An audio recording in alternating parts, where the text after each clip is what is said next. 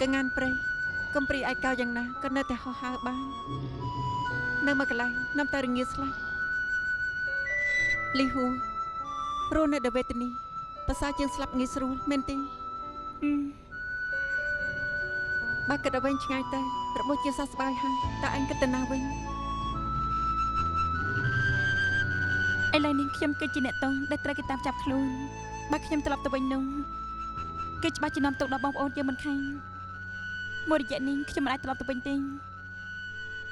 ឡូវនេះបំណងរបស់ខ្ញុំគ្រាន់តែចង់រកឃាតករសម្ដៅឪពុកខ្ញុំប៉ុណ្ណឹង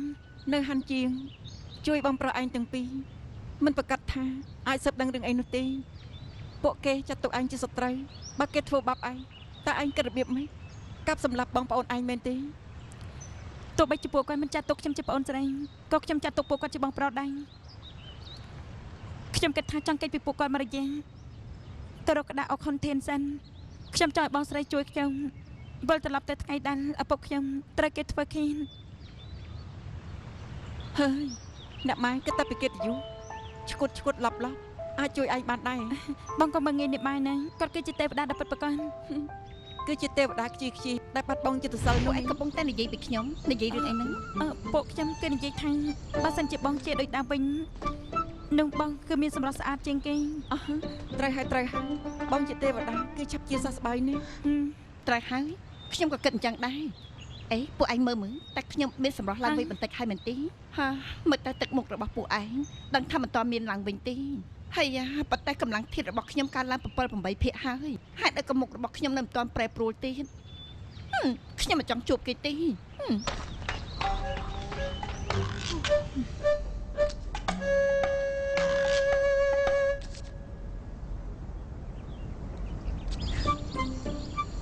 ហើយស្រាទំពាំងបាយជូរក្លិនផ្កាពោះ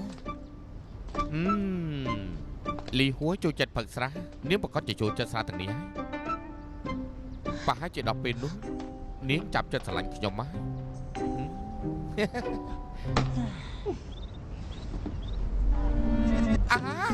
ខ្មោចបងស្រីច្រឡំបត់ទេកុំខឹងច្រឡំអីមកយកស្អីពិតមែនតែឥឡូវនេះខ្ញុំចាស់បន្តិចមែនតែក៏នៅតែជាស្រីចាស់ស្អាតដែរត្រូវហើយមានចំណាស់បន្តិចមែនតែនៅតែមានរូបរាងស្អាតមិននេះខ្ញុំច្រឡំហត់ឥឡូវនេះខ្ញុំសុំទោសបងហើយសុំទោសរបៀបម៉េចអត់ណានេះគឺស្រាទំពាំងបាយជូរ CE ហើយនៅក្លិនផ្កាពណ៌តម្រាប់បំពន់សម្រស់ខ្ញុំមិនដឹងទេស្រានេះគឺទុកជូនលីហួរទេខ្ញុំមិនត្រូវការទេបើអញ្ចឹងបងត្រូវការដែរទៅអត់ប្រាក់មកខ្ញុំមកខ្ញុំតែផ្សំថ្នាំទិញថ្នាំខ្លះយកមកព្យាបាលរបួសបងស្រីបងភ្លេចហើយមែនទេមកតាមផ្លូវប្រាក់របស់ខ្ញុំទាំងអស់ទិញខោអាវនិងកណាត់ម្សៅក្រែមប្រមាត់ខ្លាឃ្មុំឈ្នួលរទេះលាក់ខ្ញុំចាយអស់ខ្ញុំជឿទេក្រែងឯងនៅមានប្រាក់ទិញស្រាទំពាំងបាយជូរទៀតអីស្រានេះថ្លៃណាស់ណាត្រូវហើយថ្លៃមែនដូច្នេះឥឡូវនេះខ្ញុំអស់រលីងហើយអីអត់មានប្រាក់ក៏បានដែរយកមួយនេះទៅប្រចាំតែមិនបាននេះជាបន្តប្រចាំគ្រួសារមិនអាចយកទៅប្រចាំបានទេចាត់ទុកជាជួយបងស្រីលាក់បងបន្តមួយប៉ុណ្ណោះខ្ញុំប្រាប់បងទៅចុះទោះបងផឹកថ្នាំអីក៏អត់ប្រយោជន៍ទៀតដែរឯងនិយាយថាម៉េចខ្ញុំនិយាយនេះជាការពិតនិយាយភ្នំការពោះខ្ញុំប្រាប់និយាយទៅចុះនិយាយធ្វើយ៉ាងម៉េចក៏ដោយក៏គ្មានសម្រស់មកវិញដែរ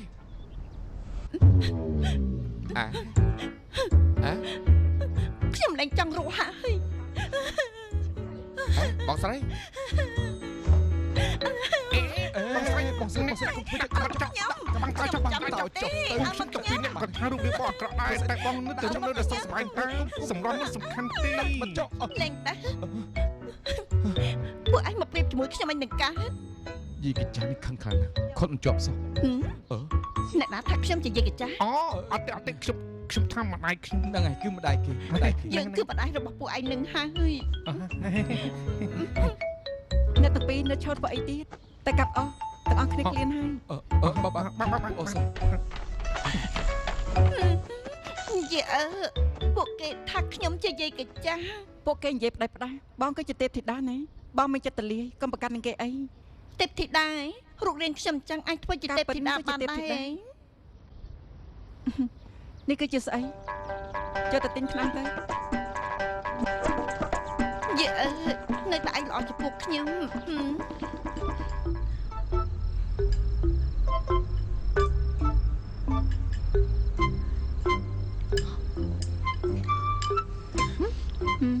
ញ៉ាំសាច់ទៅណា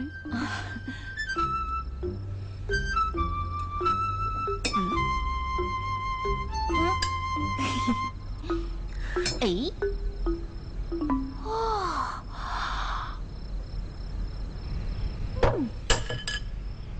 នាងចង់មកករឿងមែនទេ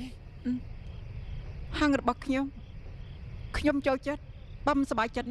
អញ្ជើញដាក់ចេញទៅ នាង អេងឡងកុំខាងនឹងក្មេងអីបានដែរទេ ណែណាខឹងនឹងគេ មើលខ្មាច់យកស្អីអញធ្វើនេះគឺអត់គោរពចាស់ទុំ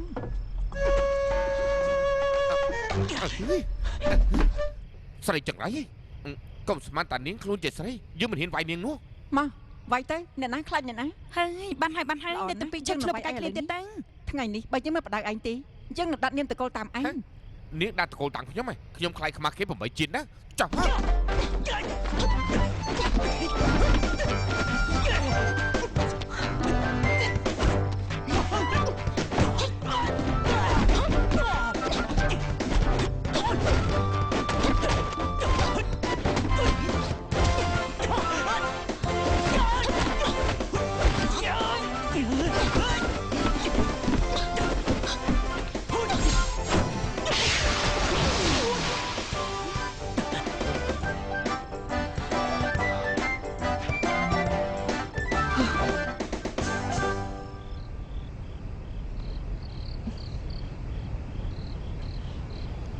អីយ៉ា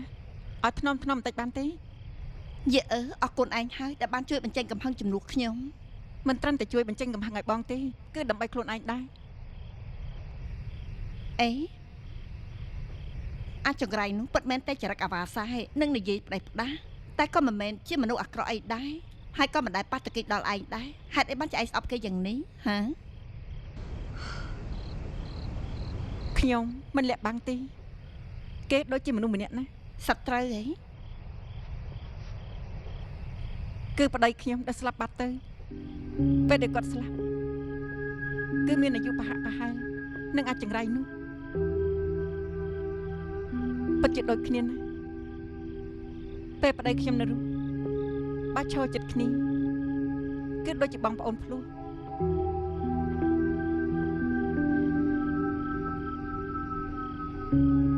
ដោយសារតែដូចពេកដូច្នេះខ្ញុំកាន់តែខឹងប្តីខ្ញុំស្លូតត្រង់មានចិត្តស្លូតបូតស្មោះត្រង់ចំពោះគេចោះសម្រងនៅគ្នាមិនដូចគេទេស្មុកក្រោកសម្បើមណាអាត្មានិយមទៀតគឺជាមនុស្សថោកទាបអាវ៉ាសៃ អេអាឡិតនោះអាក្រក់មែនតែក៏មិនអាក្រក់ដូចពេលឯងនិយាយដែរណា អញ្ចឹងល្អហើយកុំចាត់គ្រោះការពារយុទ្ធធម៌ចំនួនទេវតាគួរឲ្យស្ដាយគេមិនអាក្រក់ដល់កំពូលនៅមានលីហួរទៀតគេមិនស្រឡាញ់ហើយនៅតែតាមស្អិតពេលដែលខ្ញុំឃើញគេខ្ញុំនឹងបដៅគេអាណានៃម្ដង រឿងនេះមិនពិបាកទេថ្ងៃណាមួយខ្ញុំប្រកាសជាបដៅគេអាណានៃម្ដងឲ្យគេចុះចាញ់យើងមិនហ៊ានតមកនឹងឯងទេ ប៉ិតមែនទេ ពិតណា រាជសារបកូនណាមានដូចតទៅស៊ីតេងសានប្រឆាំងនឹងព្រះរាជបញ្ជាមិនគ្រប់ច្បាប់មិនគ្រប់ព្រះអង្គស៊ីយង្គុយអប់រំកូនមិនបានល្អបណ្ដាលឲ្យកូនធ្វើផ្ដេសផ្ដាស់បំពេញលើព្រះអង្គខកខានកិច្ចការប្រទេសជាតិត្រូវដកតំណែងសេនាប្រមុខភ្លាមដកផ្ទះដកទ្រព្យសម្បត្តិត្រូវចាប់ទាំងគ្រួសារទៅដាក់គុកព្រហ្មទណ្ឌចាប់រាជសារ សូមអរព្រគុណព្រះអង្គ ខ្ញុំមកបំពេញលើប្រកូនធ្វើឲ្យប្រកូនណាខ្ញុំសុខចិត្តស្លាប់ប៉ុន្តែរឿងនេះអត់មានតកតទៅនឹងឪពុកខ្ញុំនិងកងទ័ពគ្រួសារខ្ញុំជាដាច់ខាតសូមលោកចាស់ទូលថ្វាយដល់ប្រកូនណាស៊ីទីនសានគឺមកពីឯងមិនធ្វើជាមេតបទប់ធ្វើឲ្យប្រកូនណាខ្ញុំបង្កគ្រោះដល់គ្រួសារឯងយើងក៏ធ្វើតាមរាជបញ្ជាដែរយើងគ្មានមជ្ឈបាយទេទាហាន កណាមិនសោះ ចាប់ពួកគេទៅផ្នែកព្រហ្មទណ្ឌភ្លាម កណាមិនសោះណែ ពួកឯងហ៊ានធ្វើការបបោចង់ប្រហារជីវិតទាំងអស់គ្នា រហឺនឆាប់ដាក់កបិតចុះ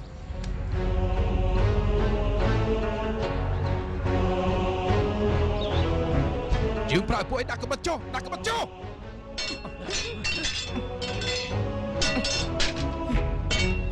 ចាប់ពួកគេទៅ អញបាត់ហើយហេកុំបាត់ហើយហើយបាត់យើងហេហើយហើយហើយហើយ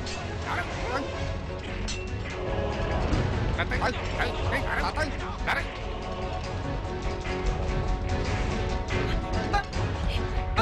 អេនេះ តែនេះគុំឆេះឆាយើងរកជួបបាយទេគុំឆេះឆា ហេតុអីបានជាផ្ទះរបស់ខ្ញុំទៅគេដកហោះ តែនេះគុំធ្វើអីឆេះឆាពួកយើងរកជួបបាយសិនទៅ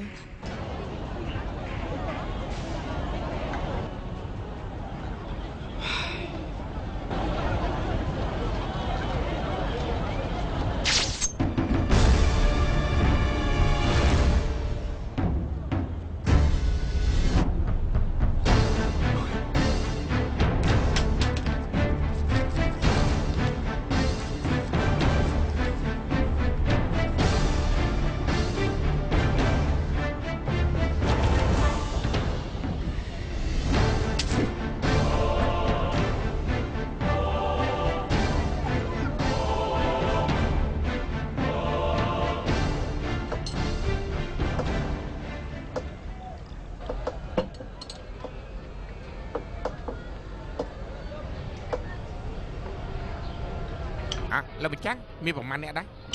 មិនបាច់ទទួលទេអញ្ចឹងចេះចាំសម្រួលពួកឯងថ្លើមធំពេកហើយដល់ដំណាក់កាលនេះហើយនៅដាក់គុកកន្លែងទៀត ខ្ញុំលោកម្ចាស់ឆេងតែមានរឿងអីកើតឡើងហេតុអីបានជាគ្រួសារខ្ញុំទៅគេចាប់ខ្លួន គឺដោយសារតែគេមិនព្រមធ្វើជាមេតបបានធ្វើឲ្យបកូនណាខ្ញាល់នឹងណា ហាឪពុកខ្ញុំបំរើចិត្តឲ្យស្មោះមានគុណសម្បត្តិធំធេងព្រោះតែរឿងប៉ុណ្ណឹងព្រះអង្គខ្ជិលជាពេកហិចដែរ ព្រះរាជបជាមិនអាចប្រឆាំងបានទេពួកឯងត្រូវតែប្រយ័ត្នប្រយែងខ្លួនមែនទែនណានាងកុំឲ្យភ័យអសោះណាខ្ញុំបានបបកូនណារួចហើយម្យ៉ាងទៀតផ្នែកព្រំបតនសួរចម្លើយក៏ត្រូវការច្រើនថ្ងៃដែរយើងចាំដល់បកូនណាបាត់ខ្ញាល់ហើយចាំគិតទៀតអូត្រូវឥឡូវនេះខ្ញុំបារម្ភពីលីតាចុងរឿងនេះគឺប្រកាសជាគេជាអ្នកអុចអាលពីក្រោយខ្នង អញ្ចឹងគិតយ៉ាងម៉េចខ្ញុំមិនអាចឆក់អប់ដៃមើលទេ ឥឡូវចេះទៅជីងលៀននាងនឹងអ៊ីហ៊ូទៅរកលីហួរមកវិញលីហួរគេមានបញ្ញាឆ្លៀសវៃរឿងនេះគឺអាចដោះស្រាយបានគេអាចជួយពួកយើងបាន បោះប្រុសខ្ញុំមកបង្កាច់គាត់ហើយលែងលែងជាមួយគាត់ទៀតតែអ្នកបងគាត់អាចត្រឡប់មកវិញដែរ ទុកចាចោះលីហួរចិត្តតលីងណាស់ទោះជាមិនដើម្បីបងប្រុសឯងក៏ដោយដើម្បីឪពុកឯងគេប្រកាសជាត្រឡប់មកវិញ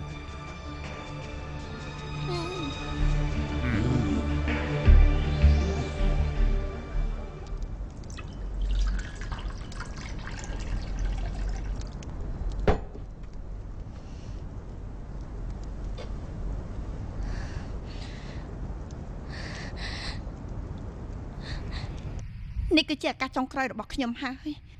ទេវតាអើយលោកឈប់ធ្វើបាបខ្ញុំទៀតទៅឲ្យខ្ញុំមានសម្រស់ឡើងវិញទៅ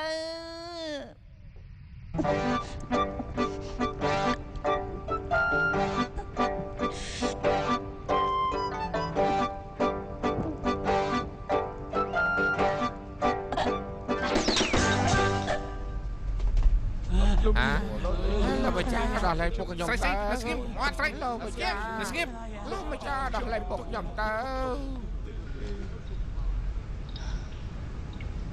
មិននឹកស្មានថាខ្ញុំលេងលេងពីដំណើរបង្កជាគ្រោះថ្នាក់ខ្លាំងម្លឹងសោះពុកគឺខ្ញុំនាំទុកដល់ពុកសុំទោស ហើយយើងពីរអ្នកពុកនឹងកូន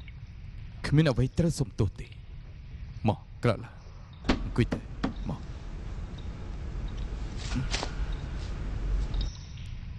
ពុកធ្វើជាមន្ត្រីច្រើនឆ្នាំហើយធ្លាប់ឃើញមនុស្សជាច្រើន